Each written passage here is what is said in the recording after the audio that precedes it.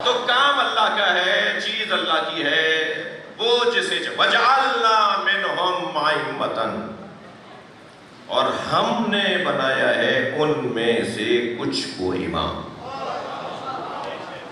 جی سائیں بخش صاحب، علماء اکرام تشریف فرمائے، مولانا کریم بخش صاحب، مولانا کاظمی صاحب، مولانا ذہین کاظمی صاحب مظفر آباد کشمیر سے تشریف فرمائے، پہلی دفعہ حیدرآباد آئے، زندگی میں پہلی دفعہ۔ تو آج مولانا علی قدم پر بھی زیارت کے لیے گئے، نجفی عالم دین ہے، تو میں ان بزرگوں کو، ان دوستوں کو بھی سبق سنانے اور ان سے دعا لینے کے لیے یہ عرض کروں کہ یہ جو منہم ہے نا، وَجَعَلْنَا مِنْهُمْ أَئِمَّةً، ہم نے ان میں سے کچھ کو امام بنایا ہے۔ تو جن میں سے بنایا ہے نا، وہ ایک معیار کے ہیں۔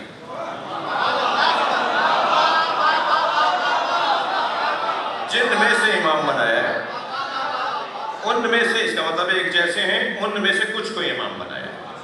اللہ کی مشیت، ان میں سے کچھ کو امام بنایا ہے۔ توجہ چاہوں گا، اللہ عام انسانوں میں مومنوں کو قرار دیتا ہے، مومنوں میں متقیوں کو قرار دیتا ہے، متقیوں میں اولیاء کو قرار دیتا ہے۔ اللہ اپنے خاص بندوں میں سے نبیوں کو بناتا ہے، نبیوں میں سے ہی اولو العزم کو بناتا ہے، اولو العزم پیغمبروں میں ہی ایک کو خاتم بناتا ہے۔ جی، اور یہ وہ معیار ایک ہے، لیکن ان میں سے کسی کو اللہ امام بناتا ہے، اللہ ان میں سے کسی کو نبی بناتا ہے۔ اب وہ جو ایک معیار کے لوگوں میں سے اللہ بناتا ہے، ان میں ممکن ہے کہ 4 کو امامت نہ ملے اور 1 کو امامت مل جائے، مگر جسے نہیں ملی ہے وہ اس جسے امامت ملی ہے اس کے لیے دلیل بنے گا کہ جب یہ امام نہ ہونے کے بعد اس کمال کے ہیں تو امام ہوتے تو کیا ہوتا۔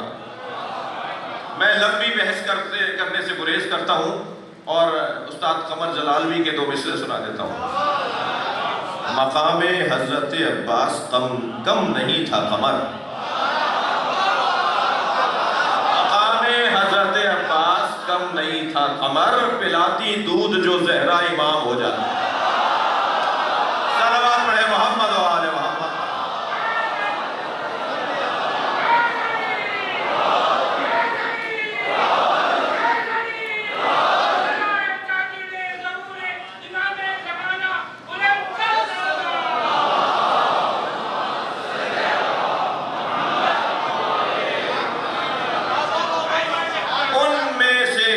کو ہمیں امام بنا، وَجَعَلْنَا مِنْهُمْ، ان میں سے کچھ کو۔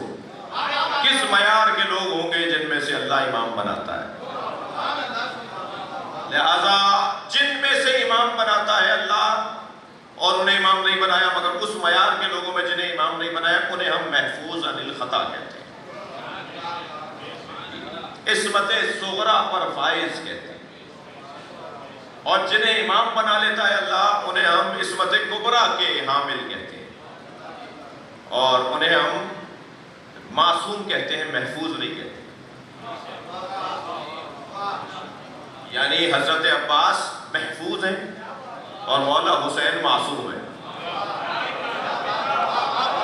میں علم کلام کا ایک صفحہ سنا رہا ہوں آپ کو، یہ علم کلام بمعنی اخص، اس کا ایک صفحہ کہ محفوظ عن الخطا، جن کی زندگیوں میں خطا کا گزر نہ ہو، اور ان میں سے جب امام بنا لیتا ہے اللہ تو وہ معصوم۔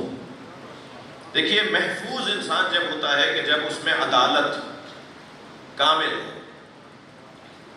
عدل کامل ہو تو وہ محفوظ ہو جاتا ہے، اور جب عدل اور عدالت شدید ہو جائے تو وہ معصوم ہو جاتا ہے۔ معصوم ہو جاتا ہے یا معصوم ہوتا ہے؟ اللہ نے انہیں دنیا میں آنے کے بعد معصوم بنایا ہے، ان کی خلقت میں عصمت ہے، ان کے وجود میں عصمت ہے، یہ یہاں آئے نہیں تھے تب بھی معصوم تھے۔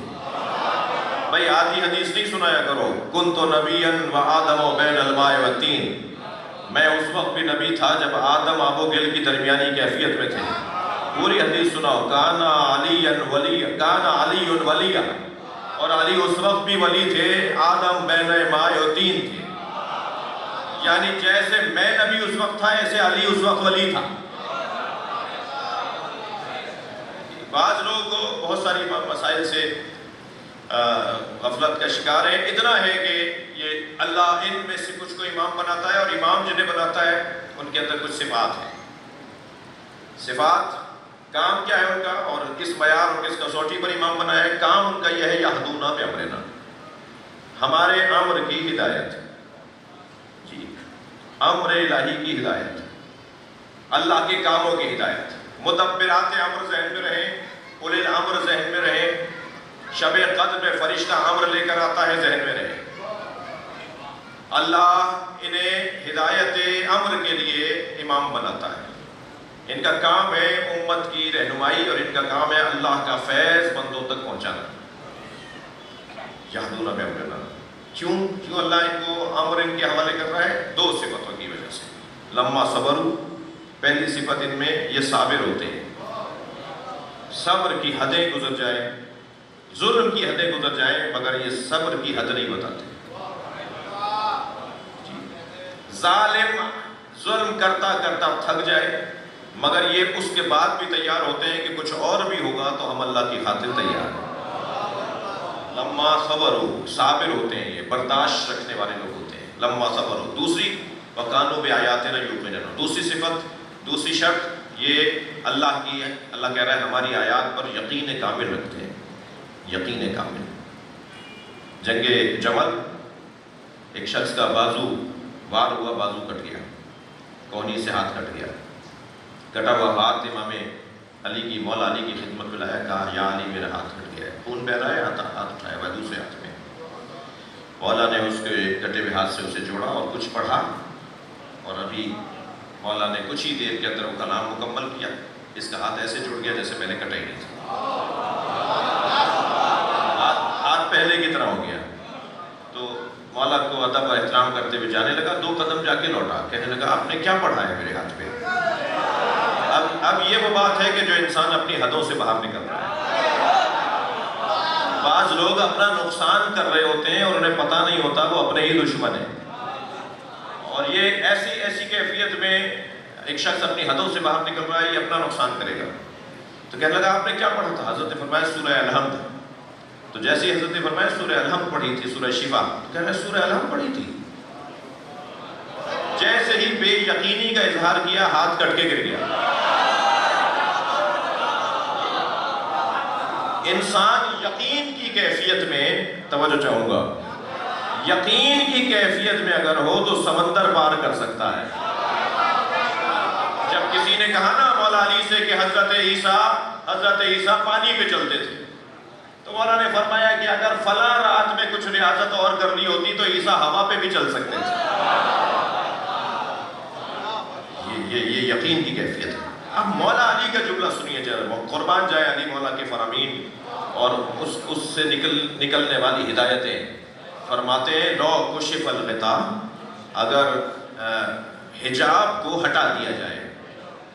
لو کشف الغطاء، مجہول بول رہے ہیں نا مولا، یہ نہیں بتا رہے. لو کشف اللہ غطاء نہیں کہہ رہے. اللہ اگر حجاب کو ہٹا دے،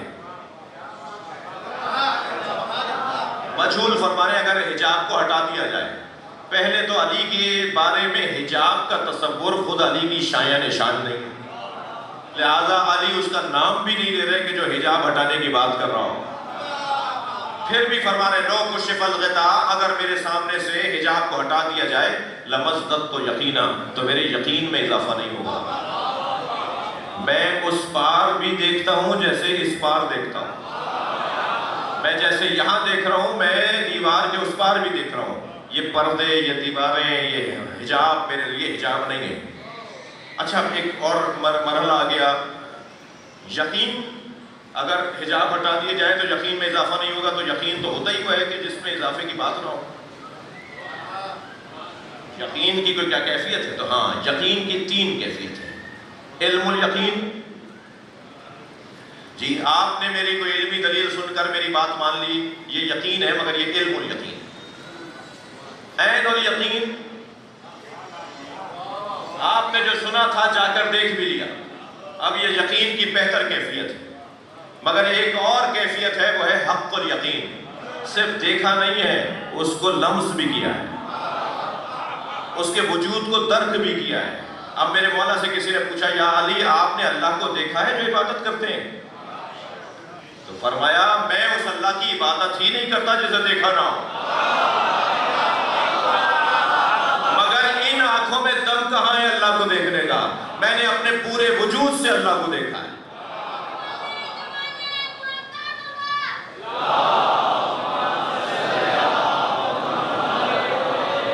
پورا وجود میرا اللہ کا گواہ اور اللہ کا شاہد ہے۔ دیکھیے ایک ہمارے دوست نے پچھلے دنوں ایک بات کر دی اور اس سے پہلے ان کے بارے میں کوئی ایسی بات ملی نہیں ہے اور آئندہ بھی انشاءاللہ نہیں ملے گی۔ انسان ہے، اس سے غلطی ہو جاتی ہے، ارادہ نہیں ہوتا مگر غلطی ہو جاتی ہے۔ تو اگر غیر ارادی غلطی ہو تو بھی معذرت چاہنا چاہیے، کرنا چاہیے، اور ارادی غلطی ہوتا ہو تو توبہ کرنا چاہیے۔ ٹھیک ہے، توجہ چاہوں گا بھائی، مولا سائیں بخش صاحب آپ کو سبق سنا رہا ہوں۔ مولا علی جنت کے لیے تو عمل انجام دیتے ہی نہیں تھے۔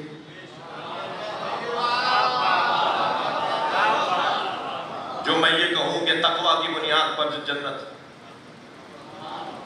مولا علی عمل انجام دے، نماز پڑھتے ہی نہیں تھے جنت کے لیے۔ مولا علی روزہ نہیں رکھتے تھے جنت کے لیے۔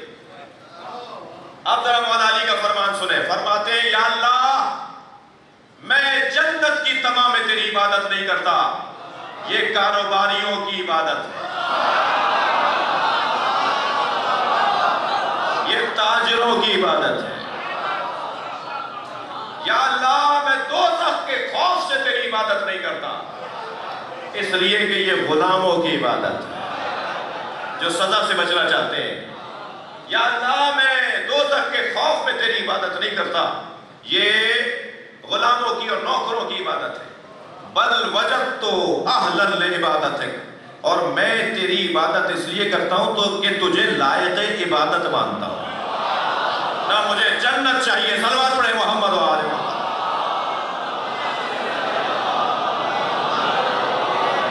اس سے بہتر اور بلند صلوات مولا علی کی ذات۔